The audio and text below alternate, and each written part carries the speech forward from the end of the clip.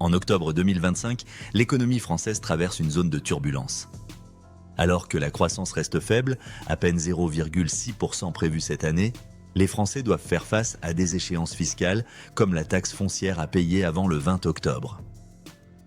À Paris, plusieurs conférences économiques internationales réuniront experts et décideurs pour discuter de finances, d'investissement et de développement régional. Ces événements interviennent dans un contexte où les incertitudes politiques et la pression budgétaire fragilisent encore la confiance.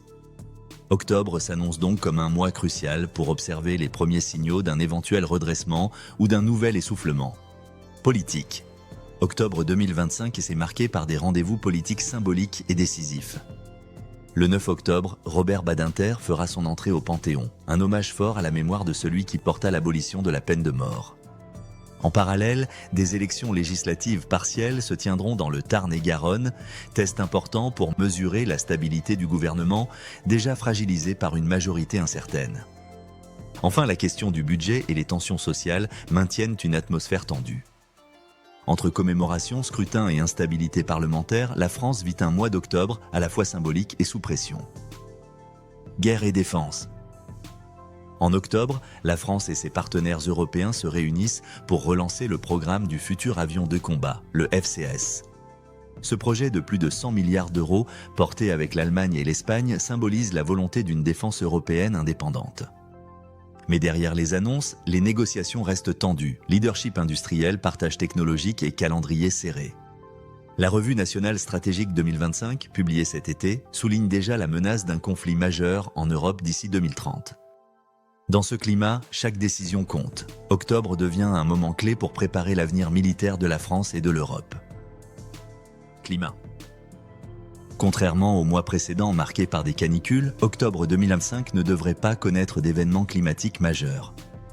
Toutefois, la question environnementale reste au cœur des préoccupations. Entre la transition énergétique, les débats sur la sobriété et la préparation de l'hiver, les discussions se multiplient dans les médias et au sein du gouvernement. La France poursuit ses engagements européens pour réduire les émissions, mais les critiques pointent à un rythme jugé trop lent. Ce mois d'octobre apparaît donc comme une accalmie météorologique, mais aussi comme un moment de réflexion, où les choix politiques d'aujourd'hui détermineront les crises climatiques de demain. Complot et tensions sociales.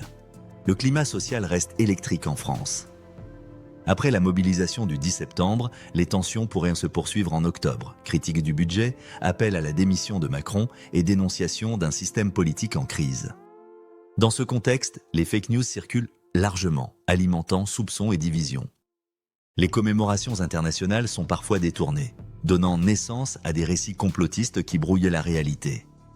Plus que des conspirations organisées, c'est une défiance généralisée qui s'installe, envers les élites, les médias et parfois les institutions.